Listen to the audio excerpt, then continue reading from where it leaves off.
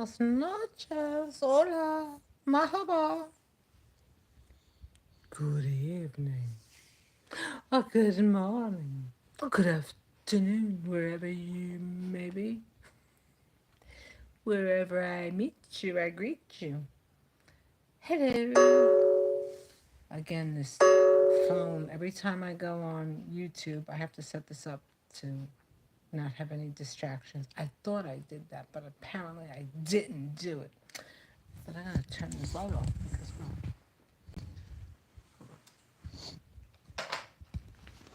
okay, there I go. I didn't turn it off. I just moved it. But so I was going to attempt. This was an attempt. Um, I was going to start, or at least I thought I was going to attempt to start to try to date. And no, that's not happening because there's a bunch of not well people. Now, I'm not saying I'm the poster woman for mental health because, well, I sure as hell am not. But I try to be, but I keep it together. Um, do a hell of a good job doing keeping it together too. But yeah, dating, no. Dating at a young age was a task. So now, older, with the crap that's out here, no.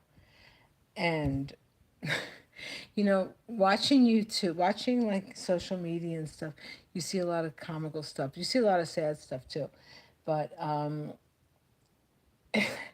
there's just, we're all damaged. People, we are damaged goods. People are damaged. People are really damaged. But some of us are more damaged than others.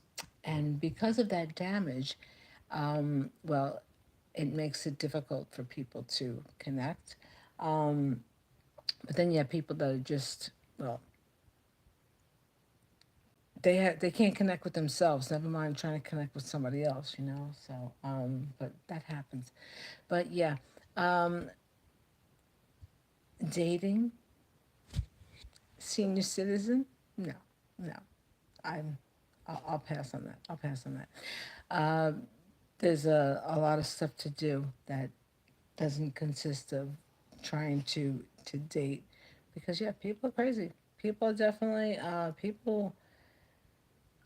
Like I said, being young and trying to date, that was a task. So, and now you hear these stories and you see these like these people in these relationships, and a lot of times people like on social media, they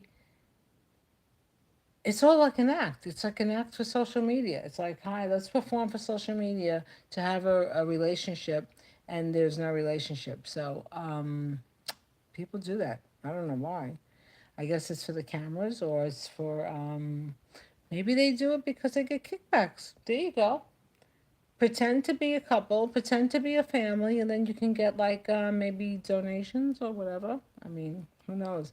Now I guess like the people that like on reality TV, if they plan to get married, they can get like a free wedding. Just say you're gonna get married, you get a free wedding. Have a free party. Take the gifts and then go sell them and cash it in. That's something I would do. Oh God. It's like you have a party, have a party, get paid for get paid for the party and then cash everything in. Oh no, we just did it for the money. But I think that's what people do. Like who knows, right? Who knows? Oh God. Yeah, the stuff that you see on social media. And then like the reality TV shows. Let me tell you, I said this in another video. A lot of the reality TV shows, they're going to the wayside because they're not going to be What's happening in the Middle East is affecting everything globally. Not that reality TV shows were anything of that affected me globally as well. They did. I've just watched them just out of boredom. And my husband was alive. He'd be like, "You watch this shit? What are you doing? What are you doing?" And I'd be like, "Yeah, you're right. What am I doing? What am I doing?" But anyway, we would have some laughs. I used to tell him, like, well, he wouldn't watch. I would watch, and he would just be on his phone. But I would say, these two girls are going to fight, and then these two are going to go at it, and then those two are going to go at it. Yeah, we would laugh. Well, I would laugh. But yeah, um, there's a lot of show. There's a lot of stuff that's done to show, but it's not real. So I just wonder, like, what is real? What is real in this life we live these days? Well, what's real is poverty. What's real is people suffering. What's real is people being unhoused. What's real is people losing their jobs now. There's a lot of stuff that's real.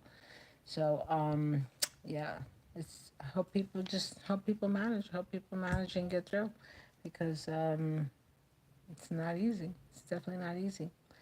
But on a haha funny note, getting back to the dating, no, no. I would, well, some stories from my youth when I was younger. The the dating stories. Oh God. One thing I could say, don't for men. If you ever ask a woman to pay for a bill when you ask a woman out, you're a goner. You're a goner. It's like, and for women, if a guy ever asks you to pay, bye bye. Okay, I'll pay.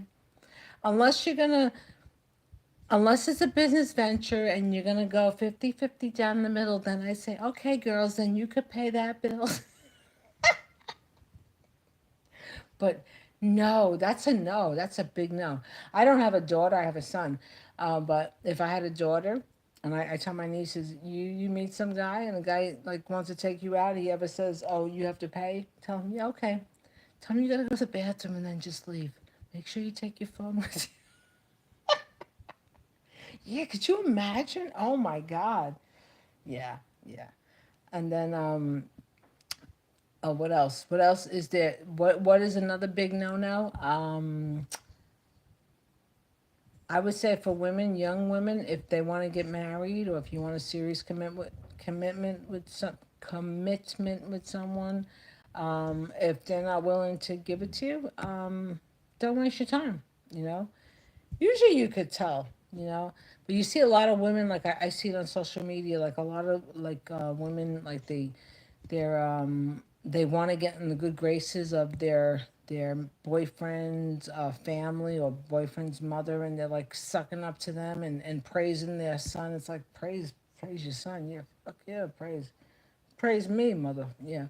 No, it should be 50-50, but for women, don't ever put a guy up on a pedestal. Never ever do that. Never ever do that. Let him put you on a pedestal. And if he can't put you on a pedestal, then kick him to the curb. That's all. That's all. Everything's supposed to be equal, but there's just a difference. There's a difference.